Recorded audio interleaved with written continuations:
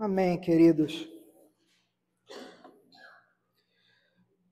Nós estamos continuando a nossa exposição em Lucas. Eu peço que você abra a sua Bíblia no Evangelho de Lucas, capítulo 3. Nós vamos encerrar o capítulo 3 hoje. Vamos ler do verso 21 até o verso 38. Hã?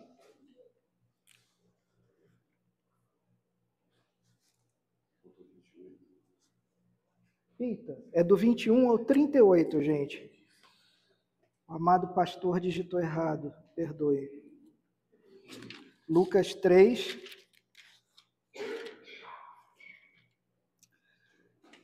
do 21 ao 38, senão nós paramos no meio da genealogia. E nós não podemos parar no meio da genealogia. Eu faço a leitura e eu coloquei aqui no nosso texto, aqui no retroprojetor, na NVT, de propósito. Eu acho que ela organiza só um pouquinho melhor, principalmente essa parte da genealogia que nós vamos ler. Então, é a palavra do Senhor, ela nos fala assim, a partir do verso 21. Certo dia, quando as multidões estavam sendo batizadas, Jesus também foi batizado. Enquanto ele orava, o céu se abriu e o Espírito Santo desceu sobre ele em forma corpórea, como uma pomba. E uma voz do céu disse: "Você é meu filho amado, que me dá grande alegria." Jesus estava com cerca de 30 anos quando começou o seu ministério. Jesus era conhecido como filho de José. José era filho de Eli. Eli era filho de Matate. Matate era filho de Levi. Levi era filho de Melque. Melque era filho de Janai. Janai era filho de José. José era filho de Matatias. Matatias era filho de Amós. Amós era filho de Naum. Naum era filho de Esli. Esli era filho de Nagai. Nagai era filho de Maate. Maate era filho de Matatias. Matatias era filho de Semeei. Semeei era filho de Joseque. Joseque era filho de Jodá. Jodá era filho de Joanã. Joanã era filho de Ressa. Ressa era filho de Zorobabel. Zorobabel era filho de Salatiel. Salatiel era filho de Neri. Neri era filho de Melque. Melque era filho de Adi. Adi era filho de Cozã. Cozã era filho de Eumadã. Eumadã era filho de Er. Er era filho de Josué. Josué era filho de Eliezer. Eliezer era filho de Jorim. Jorim era filho de Matate. Matate era filho de Levi. Levi era filho de Simeão. Simeão era filho de Judá. Judá era filho de José. José era filho de Jonã. Jonã era filho de Eliaquim. Eliaquim era filho de Meleá. Meleá era filho de Mená. Mená era filho de Matatá. Matatá era filho de Natã. Natã era filho de Davi. Davi era filho de Jessé. Jessé era filho de Obede.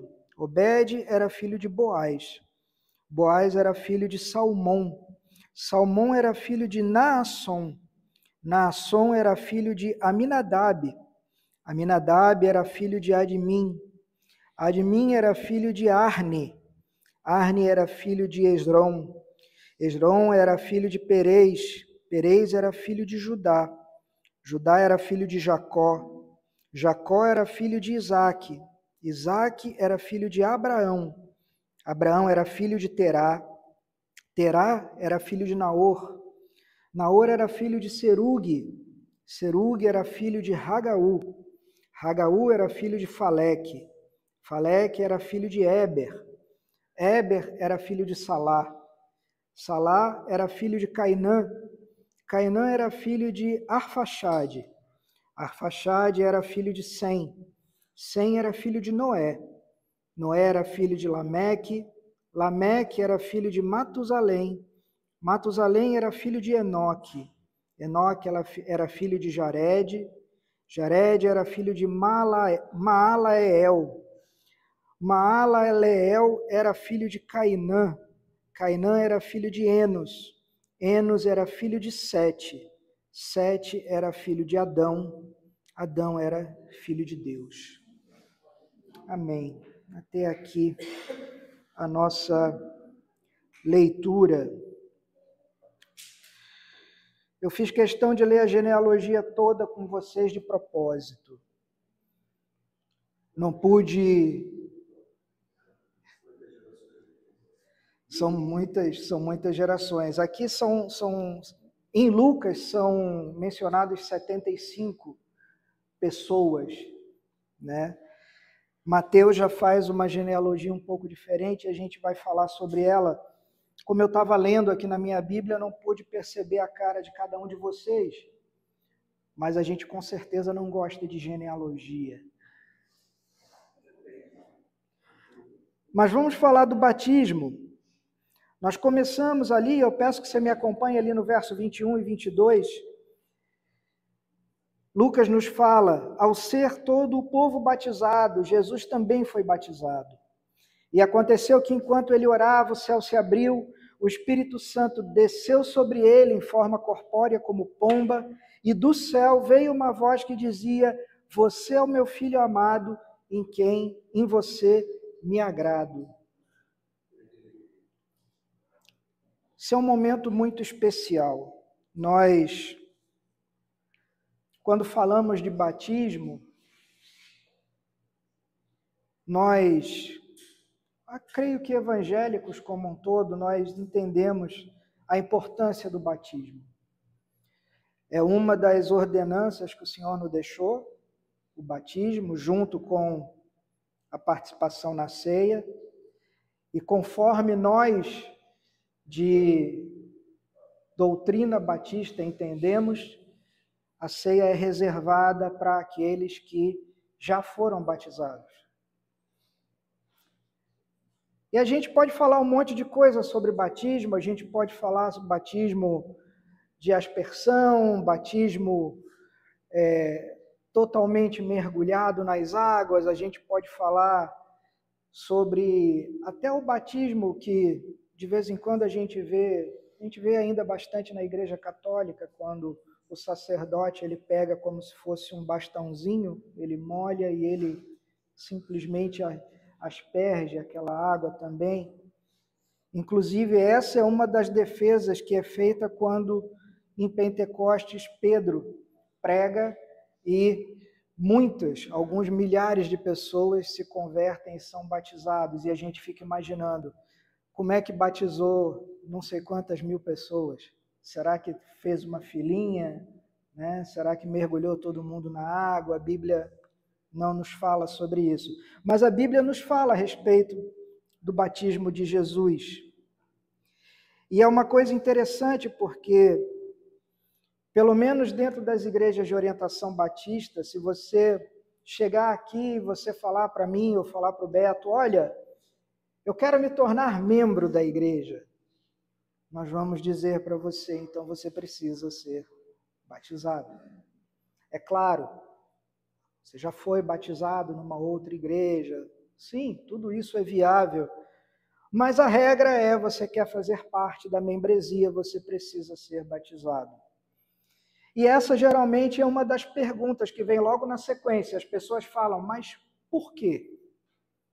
Por que eu só não posso fazer parte?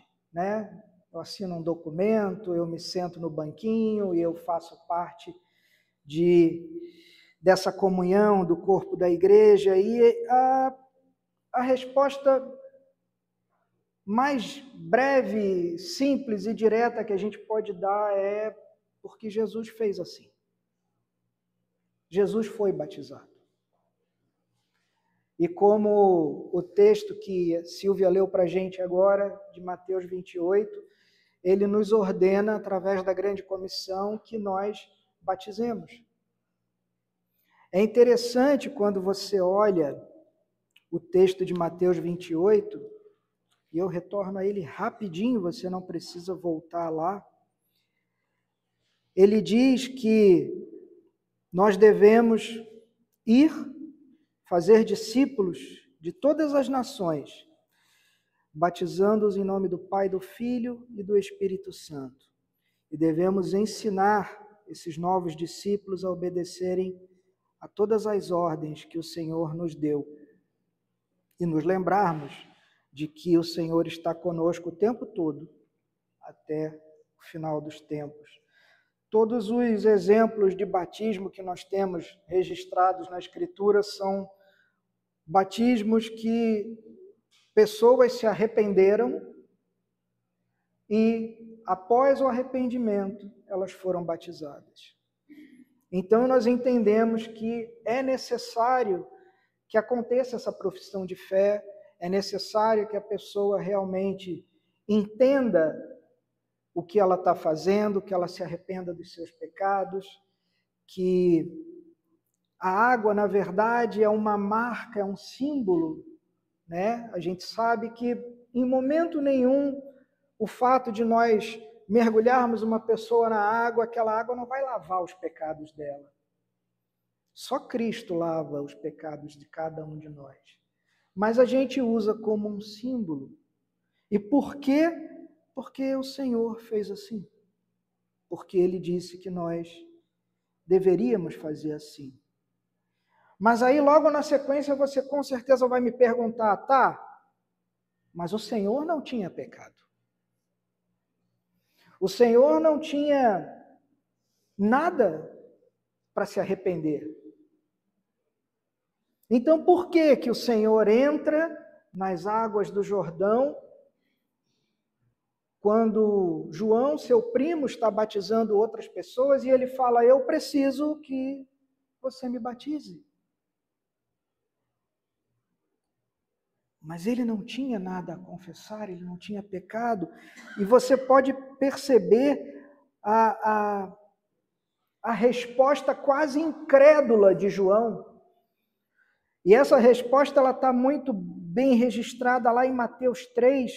João vai dizer assim, aliás, Mateus diz que João tentou impedir Jesus. E João fala, eu é que preciso ser batizado pelo Senhor. Então, por que o Senhor vem a mim? E Jesus responde a João. Ele fala, sim, eu entendo. Ele diz sim, no sentido de que ele entende de que é João quem precisa ser batizado por ele. Ele entende de que ele não tinha necessidade de ser batizado, mas o Senhor responde, é necessário que seja assim, pois devemos fazer tudo que Deus requer. Ou como nas outras traduções, devemos cumprir toda a justiça. Se você teve quarta-feira passada aqui, nós falamos sobre o Sermão do Monte, onde justos são aqueles que têm fome e sede de justiça. Então você deve estar se lembrando a respeito da justiça, a justiça de Deus. Mas se Jesus não precisava, por quê? Por que a insistência do Salvador do mundo, aquele que não tem pecado, em ser batizado? Algumas coisas são interessantes. Primeiro, que no batismo de Jesus, ele se identifica com todos nós. Por quê? Todos nós, algum dia, devido ao pecado, morreremos. Como resultado do justo juízo de Deus, da ira santa do Senhor, que está lá em Gênesis 3, nós morreremos. Após a queda, uma das coisas que o Senhor fala para cada um de nós é, você foi feito do pó, e para o pó você vai voltar. Era simplesmente a consequência do que nós acabávamos de fazer. Era Deus dizendo para a gente: você morreu. Então, Jesus se identifica conosco. Por quê? A água tem sido sinal do juízo de Deus. Gênesis capítulo 6, Gênesis capítulo 7, a gente vai ler sobre o dilúvio, sobre a arca de Noé. Deus julgou a impiedade do mundo quando ele viu que não havia nenhum homem bom no mundo, com exceção de Noé. Ele decide acabar com tudo e ele usa a água. A água que destruiu a todos, com exceção de Noé, a sua família e um casal de cada animal, que o próprio Senhor fez com que esses animais fossem a Noé. Noé não precisou caçar animais e trazer para a arca. Ainda que o nosso Senhor nunca tivesse cometido nenhum pecado, Jesus, pouco tempo depois, 3 anos depois disso aqui, Jesus morreria na mão de homens pecadores. Jesus ia, naquela cruz, ele ia absorver toda a ira de Deus.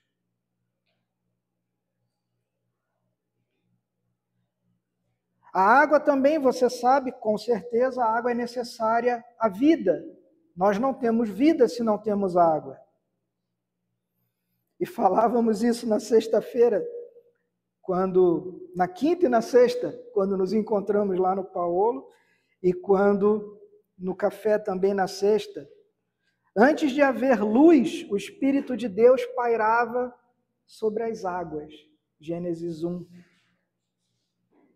Um dia, quando o nosso Senhor retornar, e Ele retorna para inaugurar os novos céus e a nova terra, Apocalipse 22, o apóstolo João vai dizer que um rio de vida fluirá do trono de Deus e do Cordeiro na Nova Jerusalém.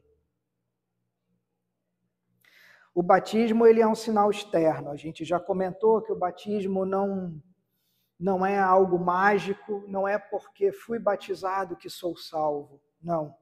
Ele é um sinal externo, ele é um selo de que nós fomos adotados na família do Senhor.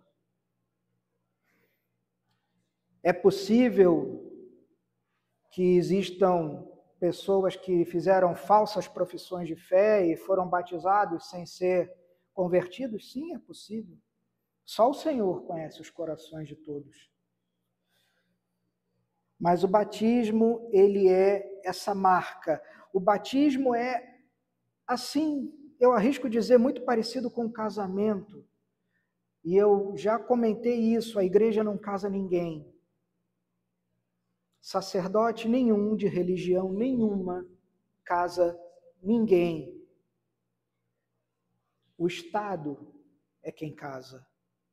É o cartório, são as leis.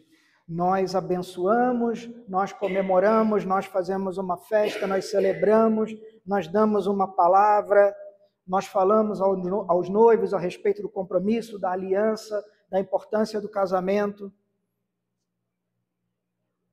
Mas o batismo, da mesma forma, ele é um sinal externo. É como se nós chegássemos frente à nossa comunidade, à nossa congregação, e nós estivéssemos dizendo: olha, eu entendi o que é necessário. Eu entendi o Evangelho, eu entendi quem é o Senhor Jesus, eu entendi a sua obra sobre a minha vida, eu entendi que Ele morre pelos meus pecados, eu entendi que eu sou merecedor da ira e do inferno, mas que Ele me salvou. Então, por causa de tudo isso, desse meu entendimento, eu estou testemunhando frente a todos os irmãos de que eu posso fazer parte dessa igreja, dessa comunhão. É um registro de que todos aqueles que sentam nesses bancos deveriam crer nas mesmas coisas.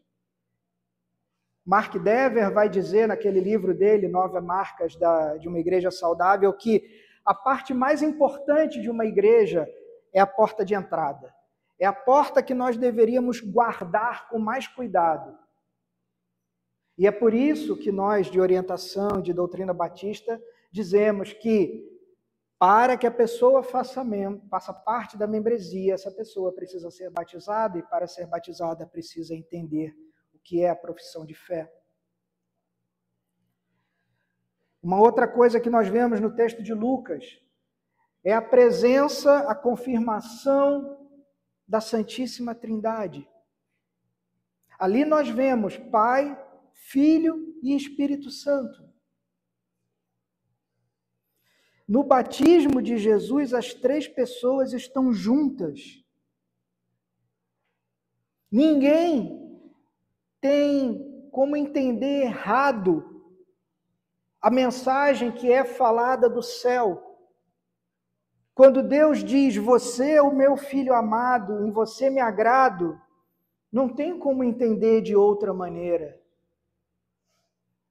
Quando o Espírito Santo se faz presente de forma corpórea, através de uma pomba, e desce sobre Jesus, não há como entender de outra forma. O Senhor, ele foi imerso nas águas do juízo, para que eu pudesse beber das águas da vida eterna. Porque Jesus me chama de irmão, eu agora posso chamar Deus de Pai. O Espírito desceu sobre ele como uma pomba, então por isso eu tenho paz com Deus. E antes Deus me considerava inimigo. Antes eu estava fora do povo de Deus. Eu era estranho a essa família, mas agora eu sou irmão. Irmão de todos que igualmente foram batizados em nome do Pai, do Filho e do Espírito Santo. A igreja, ela é o nosso lar. A igreja é a nossa casa.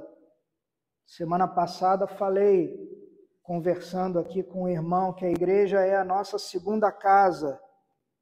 E o amado irmão virou para mim e falou assim, às vezes é a primeira, né? E é verdade. Às vezes, na nossa primeira casa, a gente não recebe tanto carinho, tanto cuidado, tanta atenção, como às vezes nós recebemos na igreja.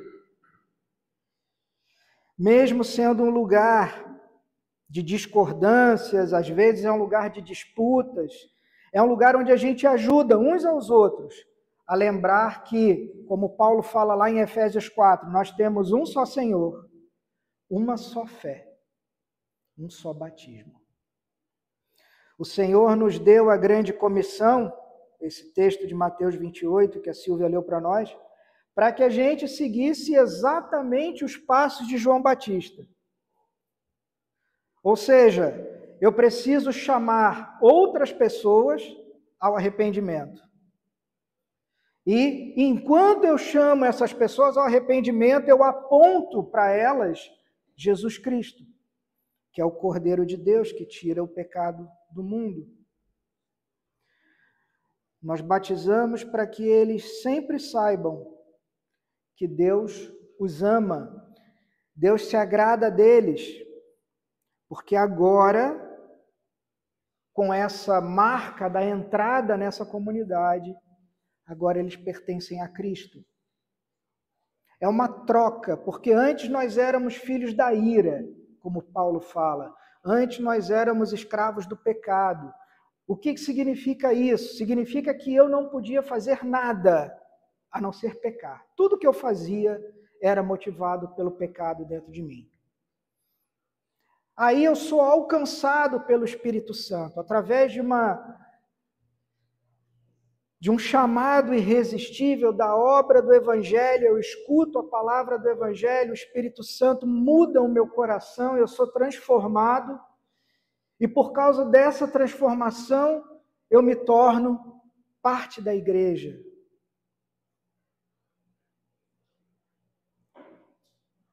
E agora eu posso dizer que eu sou verdadeiramente livre, como nós cantamos, eu sou livre do pecado. Agora, porque o meu coração foi transformado, agora sim eu tenho o poder de fazer a escolha. Agora eu posso escolher tanto fazer o mal quanto fazer o bem. Antes eu só podia escolher fazer o mal.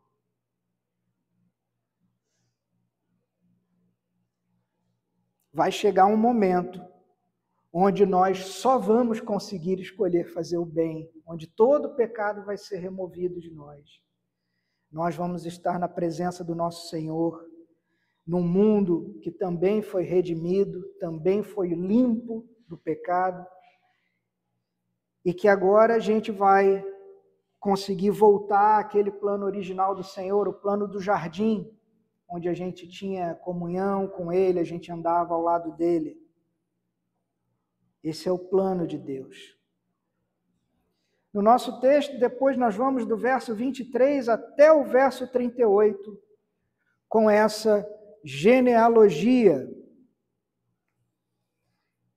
E a gente já comentou, a gente não gosta de genealogia. A gente, quando lê a Bíblia, a gente gosta das histórias da Bíblia. A gente gosta das guerras, as batalhas. A gente gosta quando a gente vê muralha caindo, quando a gente vê um rei mau sendo derrotado. A gente gosta quando a gente vê milagre, céu se abrindo, anjo falando. E a gente acaba lendo a nossa Bíblia como se fôssemos caçadores dessas histórias. E às vezes a Bíblia teima em colocar no meio dessas histórias uma genealogia. E aí o que a gente faz? A gente pula a genealogia, né? E continua lendo em busca, né? Caçando essas histórias. Mas quando a gente faz isso, a gente perde. A gente perde muita coisa.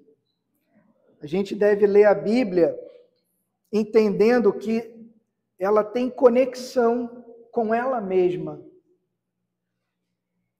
A gente deveria ler a Bíblia como um todo. A gente deveria, desde Gênesis até Apocalipse, entender Cristo nas páginas da Bíblia.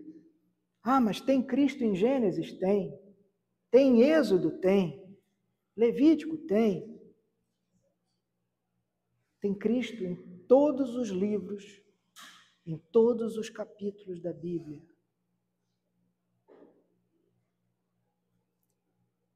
A gente fica animado porque a gente começa a ler Lucas, e Lucas começa a contar essa história para nós e fala da promessa do anjo, e aí vem o nascimento de João, vem o nascimento de Maria, de Jesus. Aí Maria se encontra com Isabel, e aí o sobrenatural acontece, a criança no ventre de Isabel pula, reconhece que existe no ventre de Maria o Salvador. E aí João Batista começa o seu ministério, começa a batizar as pessoas, chama as pessoas ao arrependimento. A história fica tensa, porque o discurso de João Batista é um discurso forte. As pessoas começam a ficar impactadas. Aí vem Jesus para ser batizado, a gente leva um choque, mas por quê? Aí a gente entende por que Jesus vai ser batizado. E logo depois do batismo de Jesus, uma genealogia. O que ela está fazendo aqui?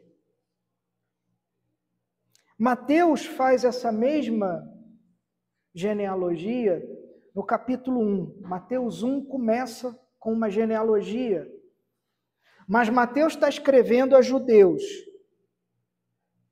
Então Mateus precisa começar dizendo, olha, esse de quem eu vou falar é o Filho de Deus. E como que ele prova que é o Filho de Deus? Através de uma genealogia. Ele começa em ele começa em Abraão.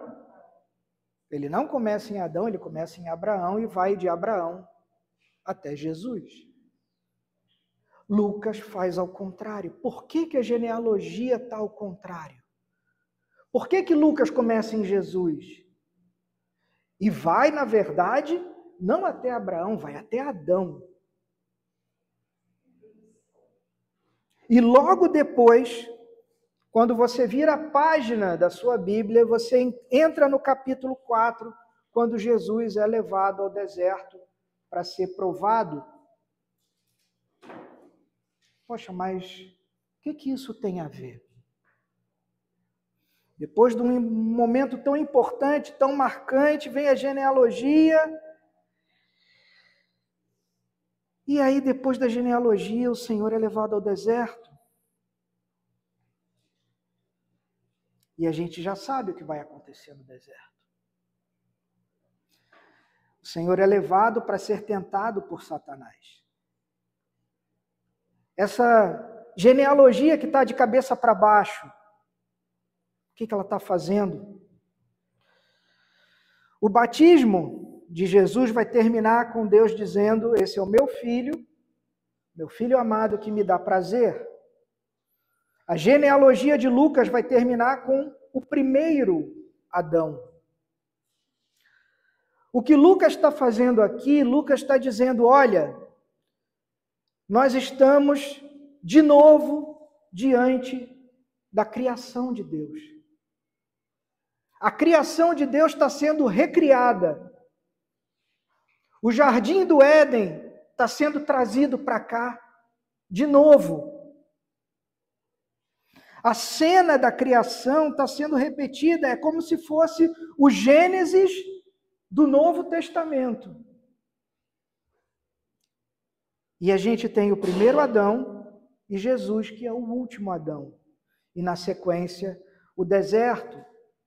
Lucas vai dizer: olha, esse deserto aqui que a gente vai começar a ver no capítulo 4, esse deserto é o jardim de Jesus. O que aconteceu no jardim lá do Gênesis? Adão e Eva tinham à sua disposição muitos frutos. Jesus tem pedras à sua disposição. Um homem, o primeiro Adão, ele perdeu tudo comendo um fruto. Jesus se recusa a transformar pedra em pão, para que ele pudesse comer. E se ele comesse, ele estaria colocando em risco toda a obediência dele ao Pai. Você percebe o que Lucas está criando aqui? Você percebe o que Lucas está fazendo? Olha, o primeiro Adão caiu dessa maneira. Jesus é o segundo Adão, o último Adão. É por isso a genealogia, é por isso que ela está de cabeça para baixo. Como Adão caiu, o Senhor vai passar pelo mesmo teste que Adão passou, só que Adão falhou no teste. E o nosso Senhor não falha no teste. Adão desobedeceu ao Pai, comeu do fruto. Jesus se recusa a comer para desobedecer ao Pai. Entende o quanto que é importante uma genealogia? Entende por que Lucas não coloca a sua genealogia lá no início?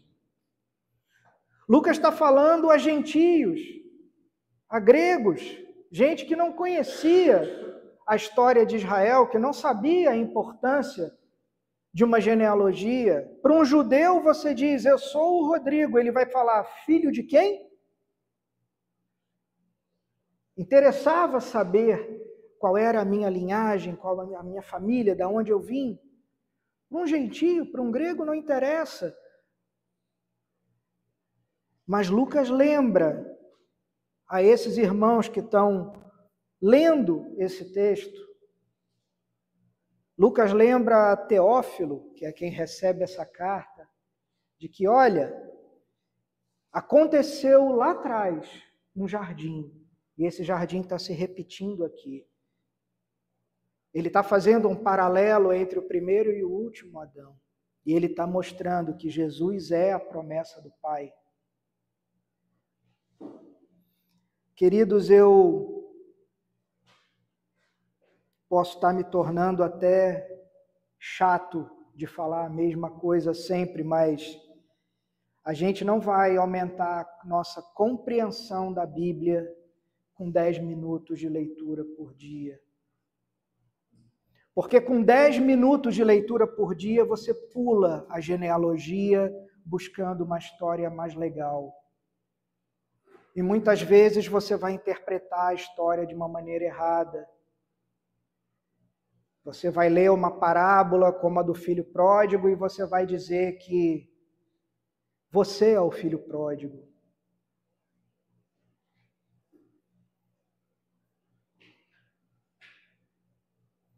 Dez minutos não são suficientes. Da mesma forma como nós já comentamos com os queridos, 1 hora de culto por semana não te alimenta. Não te prepara para o que você vai ter que enfrentar a tua semana inteira. A gente precisa ser um leitor voraz das Escrituras. Se nós quisermos conhecer mais a respeito de Deus, quem é Deus? O Beto tem falado sobre isso nas quartas-feiras conosco, inclusive quarta-feira agora, ele vai mais uma vez nos mostrar e pregar a respeito de quem é Deus. E tirar um pouco desse negócio de nós criarmos o nosso próprio Deus para nós mesmos.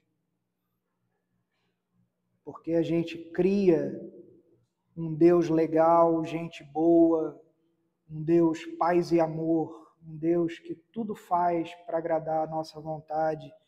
E a gente não se dá conta de que se a gente abrir a Bíblia vai falar de um outro Deus para nós. Vai falar a respeito de um outro Jesus para nós. A gente pode ter dificuldade na leitura? Claro que pode. Com certeza. Deus sabe o quanto eu tenho de dificuldade na leitura, depois das 2 vezes que eu peguei Covid, onde eu chego no final da linha e eu já não sei mais o que eu li no início, e eu tenho que ler a mesma passagem 5, 6, 10 vezes. Sempre gostei muito de ler, é verdade. Mas de 3 anos para cá tenho enfrentado muita dificuldade para ler, porque eu leio e esqueço. Eu leio e tenho que ler de novo. Mas o meu chamado é basicamente para viver lendo. Porque se eu não estiver sempre lendo, eu não vou conseguir ensinar aquilo que eu preciso passar a vocês. Como me foi lembrado na sexta-feira, quando eu falei que a mensagem não era minha, por favor, não atire no mensageiro. Irmãos queridos me lembraram de que a embalagem é minha. O conteúdo não é teu, é verdade. O conteúdo é do Senhor, mas a embalagem é sua. Ou seja, cabe a você fazer um embrulho bonitinho. Se você não fizer um embrulho bonitinho, o pessoal não vai entender. Então, sim, podemos ter dificuldade na leitura.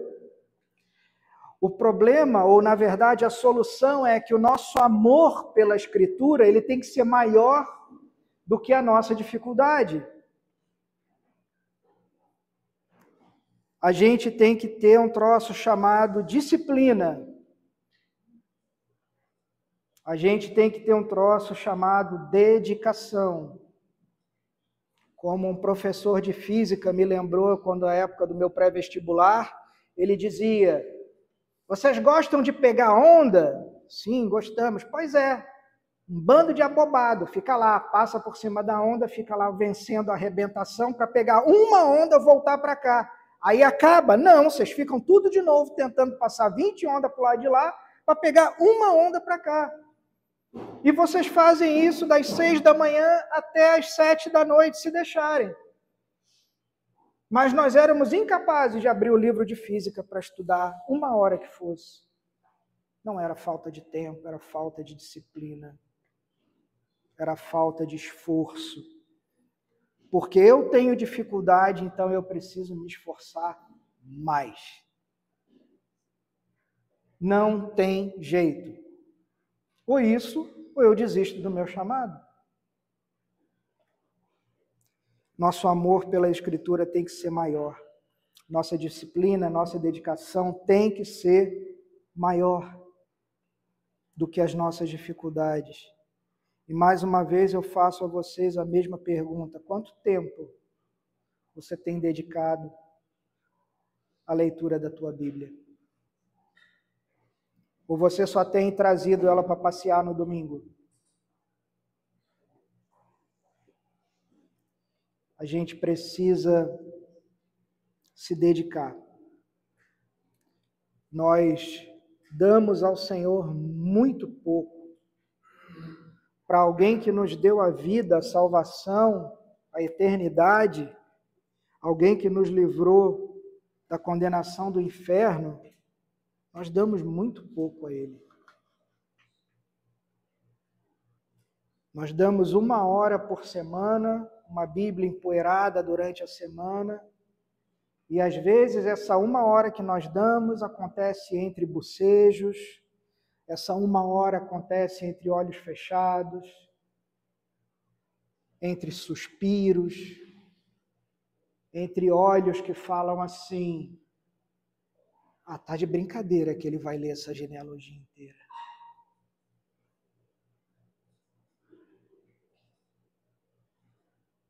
A gente precisa ter um comprometimento maior com o Senhor, um comprometimento maior conosco mesmo. A gente precisa ser mais verdadeiro.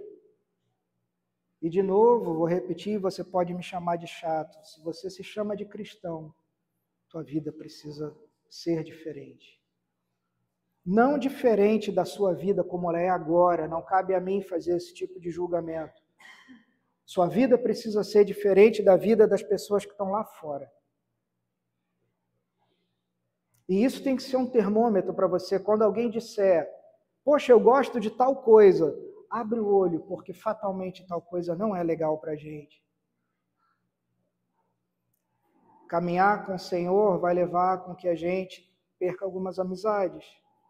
Caminhar com o Senhor vai fazer com que a gente deixe de escutar algumas músicas, deixe que a gente deva deixar de ver algumas séries, alguns filmes. Faz parte. E isso, não pergunte para mim qual é a música, nem qual é o filme.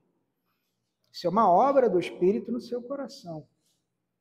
É o Espírito Santo que vai tocando você e você vai sentindo assim: puxa, isso tem nada a ver.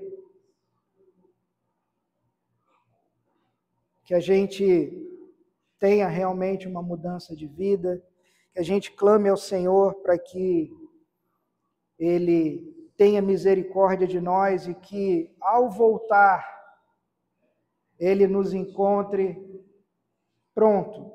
Que a gente não seja surpreendido como o homem que é surpreendido pelo ladrão durante a noite, que a gente não seja uma daquelas virgens que deixou de manter a sua lâmpada acesa, que a gente não seja pego de surpresa. A Bíblia fala que Ele volta quando ninguém espera que Ele volte. Como Ele vai encontrar a gente? Como Ele vai encontrar a igreja dEle? A gente vai estar alerta, a gente vai estar orando, a gente vai estar clamando, ou a gente vai estar ocupado com o nosso trabalho, a gente vai estar ocupado com a nossa família, com os nossos horários e compromissos. Vamos orar. Senhor Deus Todo-Poderoso, nós agradecemos, Pai, pela oportunidade, nós agradecemos pela Tua misericórdia sobre as nossas vidas, Pai. Pedimos, Senhor, que o Teu Espírito Santo Produza em nós, Pai, através do Teu Evangelho que é pregado, Pai, mudança nos nossos corações, arrependimento, produza realmente mudança de vida, produza realmente novos homens e novas mulheres, Pai. Nós pedimos que o Senhor nos encha com esse poder do Teu Espírito Santo para que possamos dar valor, Pai, às Tuas coisas e que o Senhor nos encontre vigilantes, aguardando a Tua volta. É o que nós te pedimos, em nome do Senhor Jesus Cristo. Amém.